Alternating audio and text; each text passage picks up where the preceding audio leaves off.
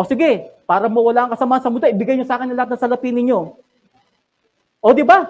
Kung sa yung unang tingin talagang, oo nga, ang salapi ang ugat ng kasamaan sa mundo kasi may maraming mga tao, sakit, gahaman, dahil sa pera gumagawa ng masama. Pero alam niyo po ba, kung babasahin natin sa Biblia yan, hindi mismo ang salapi ang ugat ng kasamaan sa mundo. Kasi yung maaring salaping sinasabi mong masama, ay maaring gamitin ng Panginoon sa kabutihan. Pero kung babasahin mo sa Biblia, hindi ganyan ang sinasabi niyan. Ang pag-ibig sa salapi ang ugat ng kasamaan sa mundo. Dahil sa pag-ibig sa salapi, hindi dahil sa mismong salapi. So, alam niyo po ang ibig kong sabihin dito.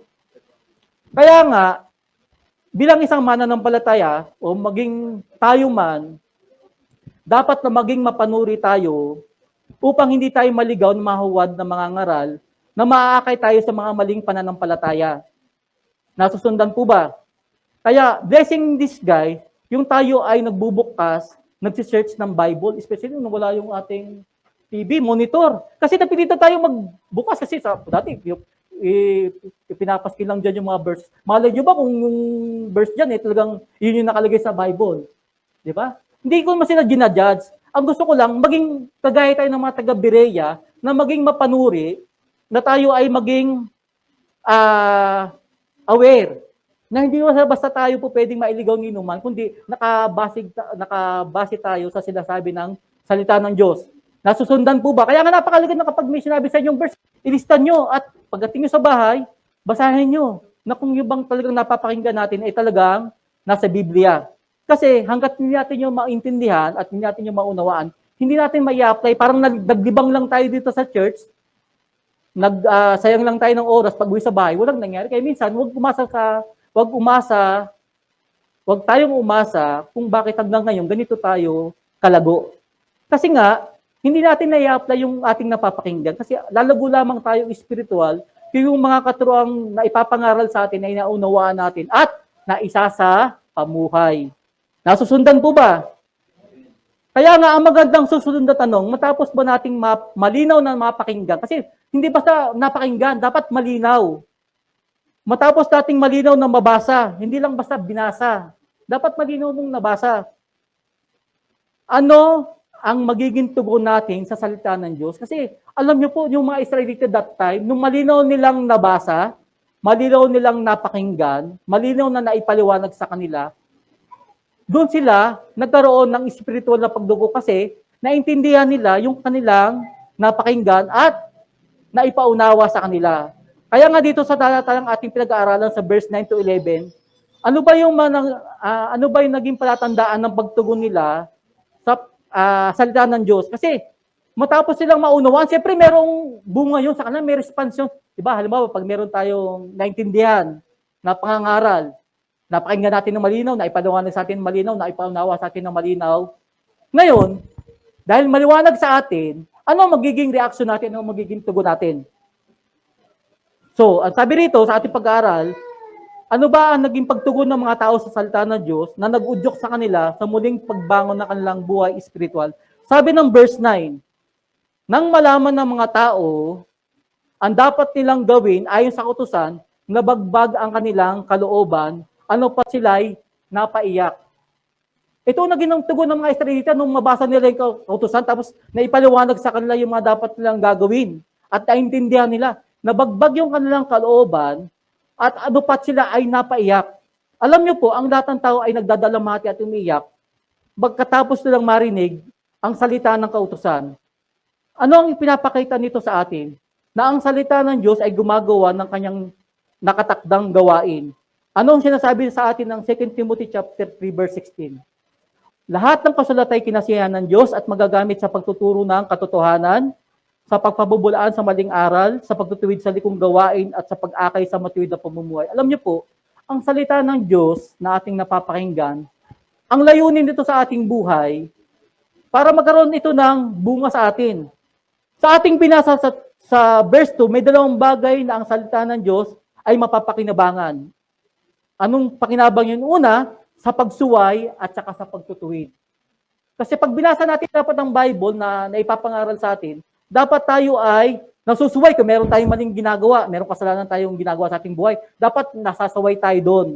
Dahil naintindihan natin yung kanyang salita. At dahil nasaway tayo, dapat naakay tayo sa matuwid na pamumuhay. Na itatama natin yung mali nating ginagawa. Alam niyo po, kung minsan, masakit talaga na tayo ay sawayin at itama. At totoo yun bilang mga tao. Amen po ba? Kapag ba kayo ay sinaway, magaang sa pakiramdam, di ba? Minsan, ang sakit. Lalo kung ang nagsaway sa'yo, bagong Kristiyano, ikaw, tagal-tagal na Kristiyano, ganyan ka pa. Ang sakit nun, na ano pa siya, mas spiritual pa kaysa sa'yo, na tagal-tagal na natin sa simbahan. Ang ibig ko na sabihin, talagang hindi madali ang sinasaway at itinatama. Kaya nga, napakaganda yung sinasabi ng Hebrew chapter 12, verse 5 to 11. Sabi ng Hebrew chapter 12, verse 5, sayin natin para mas maintindihan nyo. Hebrew chapter 5, yan. Chapter 12, verse 5 to 11. Yan. Hebrew chapter 12, verse 5 hanggang 11. Sabi rito, verse 5, nalimutan na ba ninyo ang pangangaral ng Diyos sa inyo bilang mga anak niya? Mga salitang nagpapalakas ng loob ninyo. Tandaan niyo po, yung salita ng Panginoon, ang magiging bunga nun sa atin, makapagpapalakas ng ating loob. Hindi para takutin ka, hindi para ikaw ay i-down. Kapag nakapakinig na tayo ng salita ng Panginoon, nagpapalakas ito ng loob ng bawat mananampalataya. So sabi ng salita ng Panginoon, nalimutan na ba ninyo ang pangangaral ng Diyos sa inyo bilang mga anak niya? Mga salitang nagpapalakas ng loob ninyo. Anak, wag kang magwawalang bahala kapag tinutuwid ka ng Panginoon at wag panghihinaan ng loob kapag ikaw ay pinarurusahan niya. Sapagkat pinarurusahan ng Panginoon ang iniibig niya at pinapalo ang tinuturing niyang mga anak. Tiisin ninyo ang mga ito bilang pagtutuwid ng isang ama sapagkat ito'y nagpapakilalang kayo inaari ng Diyos na kanyang mga anak. Sino mga anak ang hindi tinutuwid ng kanyang ama? Kung ang pagtutuwid na ginagawa sa lahat ng anak ay hindi gawin sa inyo, hindi kayo tunay na mga anak, kundi mga anak sa labas. Tangi pa riyan, pinarurusahan tayo ng ating ama sa laman, dahil dito'y ginagalang natin sila. Hindi ba't lalong nararapat na tayo pasakop sa Diyos na Ama natin, sa Espiritu, upang mabuhay kayo? Sa loob ng napakaikling panahon, tinutuwid tayo ng ating magulang ayon sa inakala nilang mabuti. Ngunit, itinutuwid naman tayo ng Diyos sa kabubuti natin upang tayo maging banal tulad niya. At habang tayo tinutuwid, hindi tayo natutuwa kundi naghihinagpis. Ngunit pagkaraan yon, lalasap tayo ng kapayapaang bunga ng maayos na pamumuhay. At totoo naman, hindi talaga masarap na tayo ay itinutama at saka itinutuwid. Kasi hindi madali yung proseso ng pagsaway. Especially, ang pagtatama sa atin, ngunit gaya ng ating binasa, habang tayo ay sinasaway, habang tayo ay tinutuwid, hindi tayo natutuwa kundi naghihinagpis. Pero ang epekto naman nun, ang bunga naman nun, matapos nating malampasan yon, lalasap tayo ng bunga ng matuwid na pamumuhay. Yun yung kagandahan nun.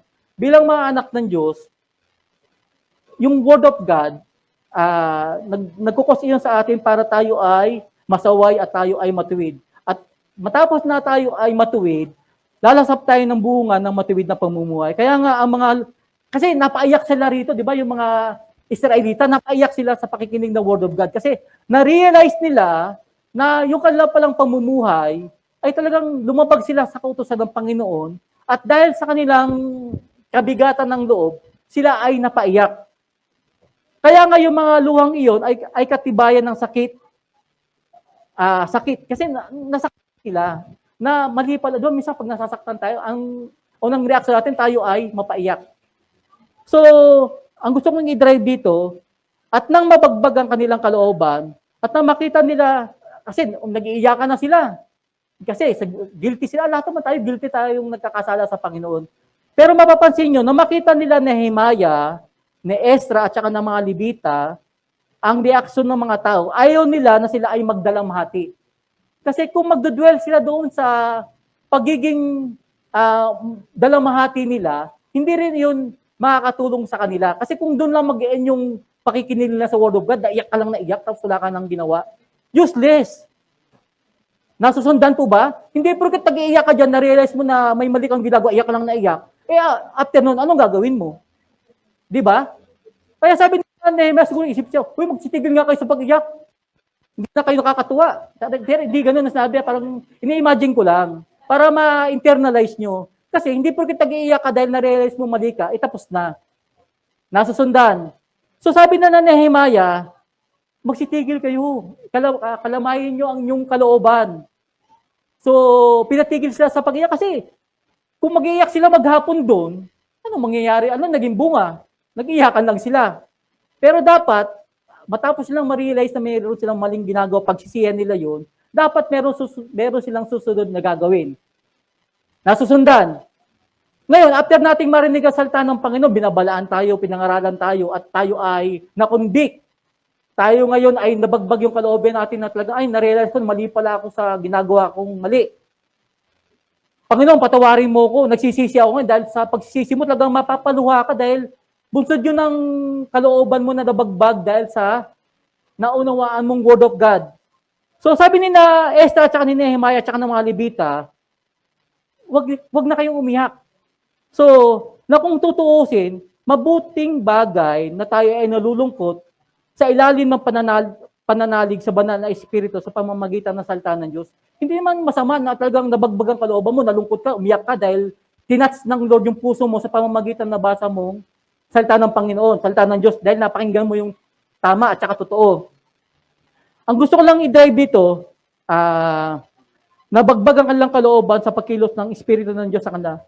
Pero tingnan natin, ayaw nila Nehemiah, ni Ezra at saka ng mga Levita na manatili sila sa ganong damdamin, sa ganong pakiramdam, kasi ayaw nila na ma-overwhelm sila at madaig sila ng pagdadalamhati.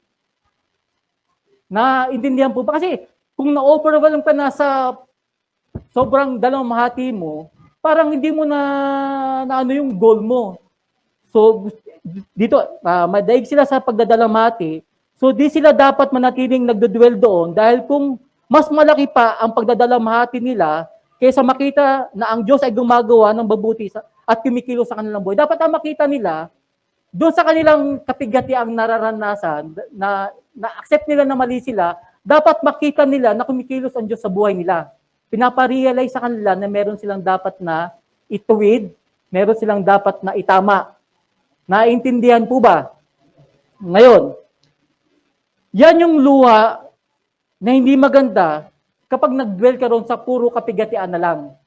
Dapat doon sa na-realize mong mali ka at napaiyak ka, dapat hindi lang doon natatapos, meron kang dapat itatama at iaayos. Amen po ba? Para bang mabuti yung tayo ay nagkakaroon ng realization sa ating buhay, na habang tayo ay kinukumbik ng salita ng Diyos, makikita natin ang dapat ayusin, dapat baguhin, dapat itama at ituwid sa ating buhay. So, hindi lamang nagtatapos sa pag-iyak mo. Dapat meron kang itama, meron kang dapat ituwid, at meron kang dapat baguhin. Nasusundan po ba?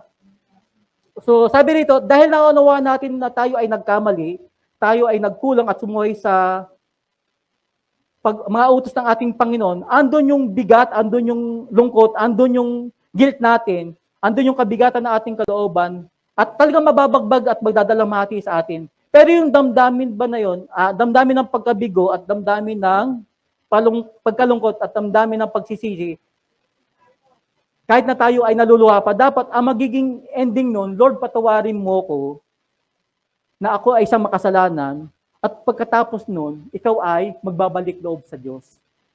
Hindi yung nagsisi ka sa yung maling ginawang pagkakamali ngayon, tapos bukas, balik ulit. Nasusundan po ba? Naintindihan po ba? May ano po ba? Kasi ganun yung nangyari sa mga Israelita. Nung marinig nila yung kautusan ni Ezra, kautusan ng Diyos na binasa ni Ezra, na-realize nila, naintindihan nila yung kautusan ng Diyos ay nilabag nila. At dahil nilabag nila, nagkaroon sila ng realization, Lord, patawarin mo kami na kami nagkasala at simula ngayon, magbabago na kami, susunod na kami sa'yo. Naintindihan po ba? So, ang kagandahan lang sa Panginoon, inaantay niya lang ang ating pagbabalik loob sa pamamagitan ng ating pagtawag, pagsisisi at panunumbalik sa Kanya. Iyon yung kagandahan kasi hindi naman tinitingnan ng Lord yung ating nakaraan. Kaya nga, ang ating kaalaman sa ating kasalanan ay hindi dapat na mas malaki kaysa sa ating kaalaman kay Jesus bilang ating tagapagligtas. Kasi nalaman natin na tayo makasalanan. ano magiging bunga nun? Talagang madidisappoint tayo, dahil malulungkot tayo, dahil makasalanan tayo. Pero dapat, mas malaki yung ating kaalaman na mas mapagpatawad at tagapagligtas nating Panginoon. So hindi niya mag-hinder sa atin na mag-dwell tayo dun sa ating kasalanan, kundi mas bibigyan natin ng higit na pagpapalaga na mas malaki ang Diyos na tagapagligtas natin kaysa dun sa kasalanan natin. So naintindihan po ba? So sabi nga, tayo ay dakilang makasalanan, ngunit ang ating Panginoong Jesus ay masigit na dakilang tagapagligtas. Yun yung point. Kahit na tayo ay makasalanan, meron tayong Diyos na higit na dakilang tagapagligtas, kahit gaano pa karami ang ating kasalanan. So sa makatuwid, medyo mag-ano tayo para matapos natin.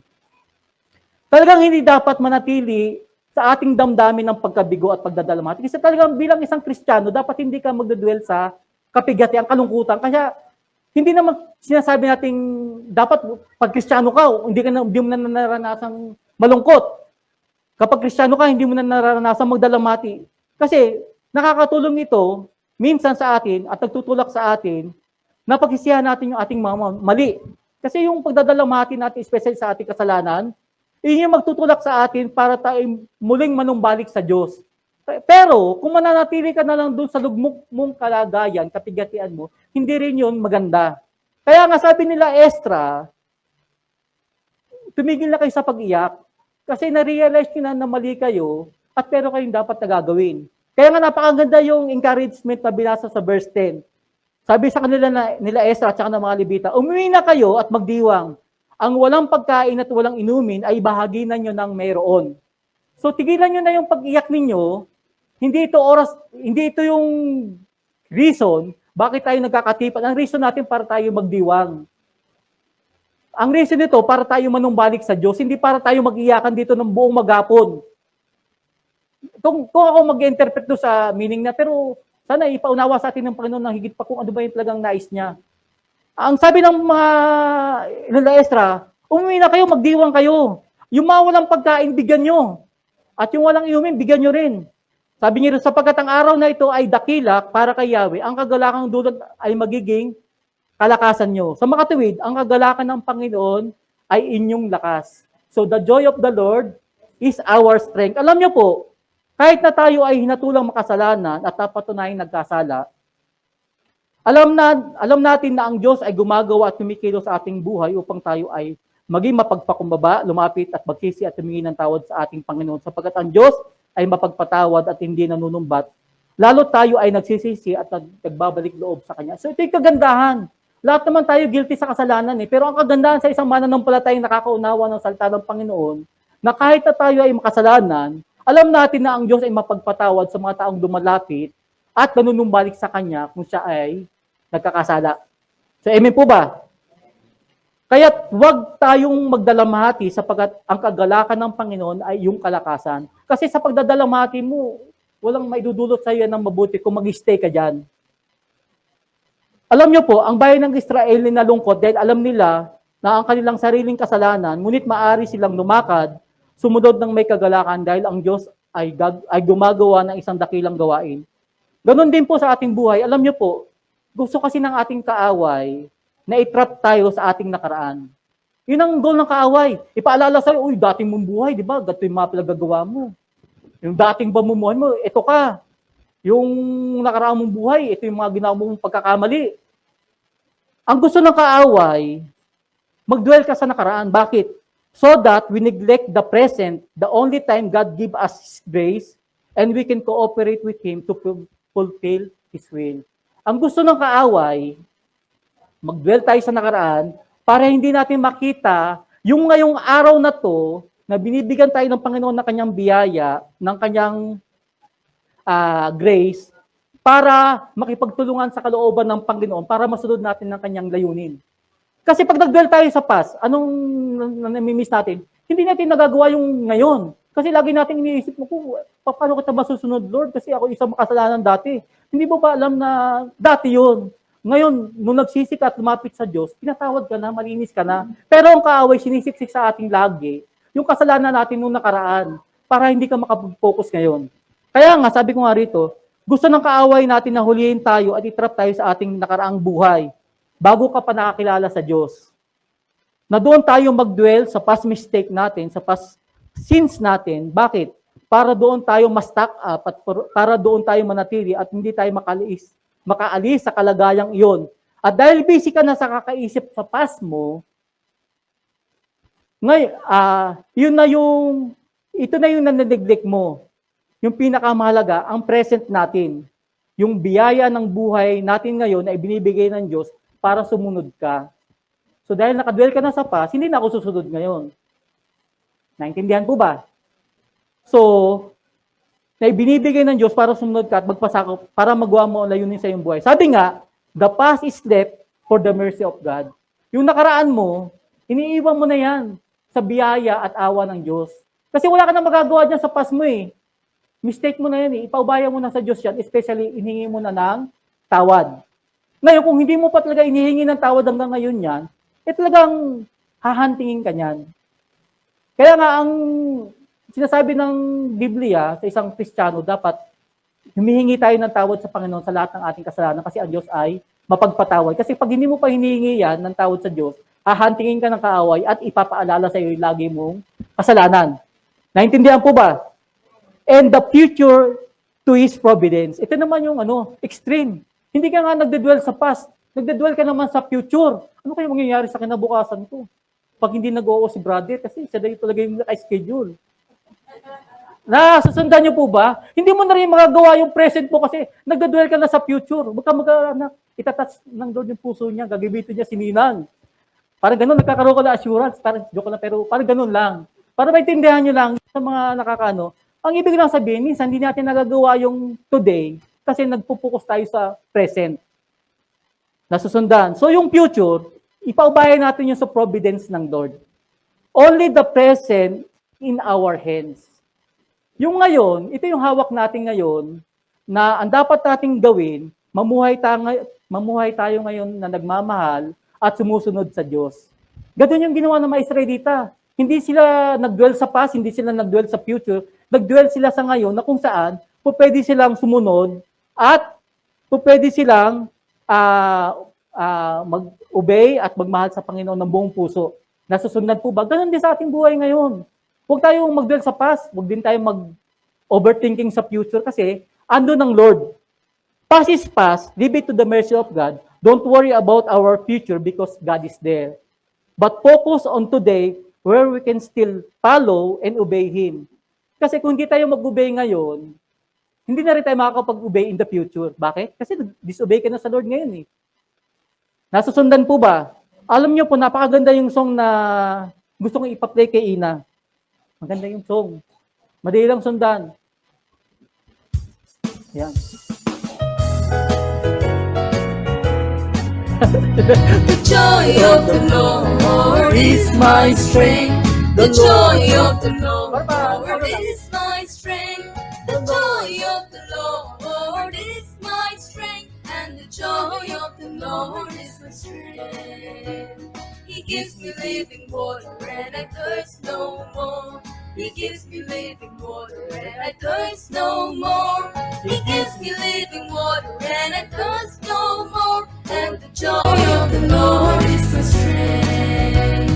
He gives me living water and I thirst no more. And the joy of the Lord is my strength. Amen. So, ang joy of the Lord is our strength.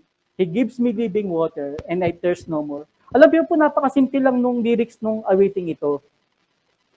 Pero, magiging malaki ang bunga at encouragement na dala nito sa atin, buhay, kung ito ay ating mauunawaan. Bakit?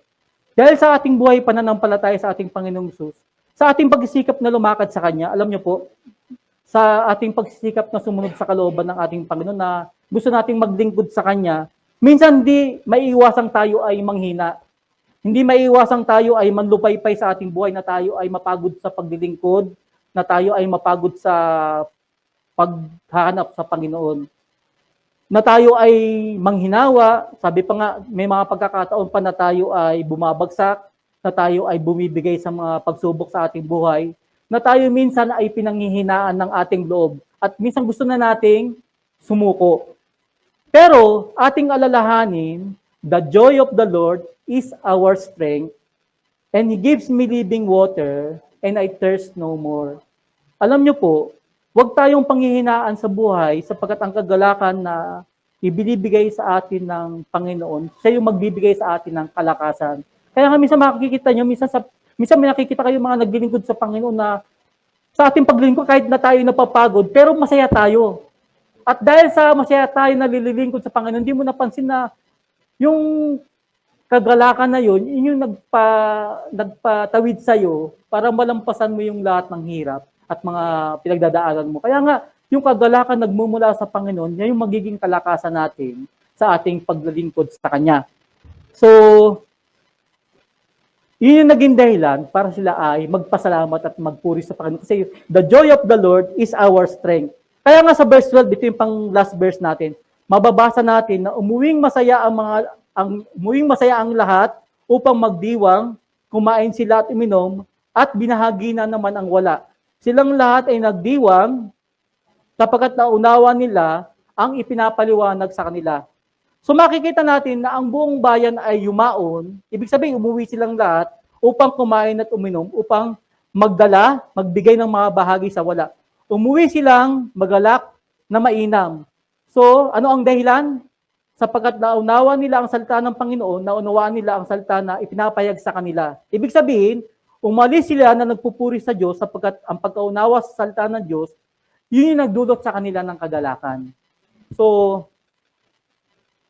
purihin ang Panginoon sa ating pinag-aaralan na nagkaroon tayo ng pagkaunawa na talagang napakahalaga na sa bawat napapakinggan nating salita ng Diyos, talagang sinisikap natin unawain kasi ito talaga yung magbibigay sa atin ng lakas. So, sa susunod natin pag-aaral, luluobin ng Panginoon, pag-aaralan natin yung kahalagahan. Kasi yung susunod na verse dito, inalala nila yung pista ng kubol, tolda. Yung ano kayang maituturo sa atin nung pag-alala ng pista ng mga tolda bilang kasi ano kaya yung ituturo sa atin nung past naman na yun, hindi naman tayo nagpipista ng mga tolda sa panahon natin ngayon. 'Di ba? Hindi na natin ginagawa yun sa panahon natin ngayon. Siguro may mga ibang sekta na gumagawa nun, pero tayo bilang mga Kristiyano, ano ba yung spiritual na application nun para sa atin? So kung lulobin ng Panginoon, yun yung ating next na tatalakayin. Ano ang maaring mapulot at matutunan natin sa kanila, naway ang ating tinatalakay at sinikap na pag-aralan ngayong umaga, na ating narinig at naipaliwanag at ay naunawaan natin ng malinaw upang sa ganon, lahat ay umuwi na may kagalakan at umawing may pasasalamat at pagpupuri sa Panginoon. Kasi yun yung mahalaga na hindi lamang tayo na-bless, kamusta, na-bless ka ba sa pag-aaral ngayong umaga? Na-bless ako, anong mensahe? Basta nakakatuwa. Di ba, minsan ganun tayo, ano yung natutunan mo ngayon? Basta maganda, nakaka-enjoy, nakakatawa. Pero hindi dapat ganun kasi walang saysay yung mga napakinggan natin kung hindi tayong uuwing nagpupuri at nagpapasalamat sa Panginoon. Kasi yung ating naintindihang pag-aaral ay nakatulong sa atin upang tayo ay lalong magpasalamat at umuwing nagpupuri sa Panginoon. So sana tayo po natin napagpala sa kanyang salita. So purihin po ang Panginoon at pagpalain po ang bawat isa. So amen po.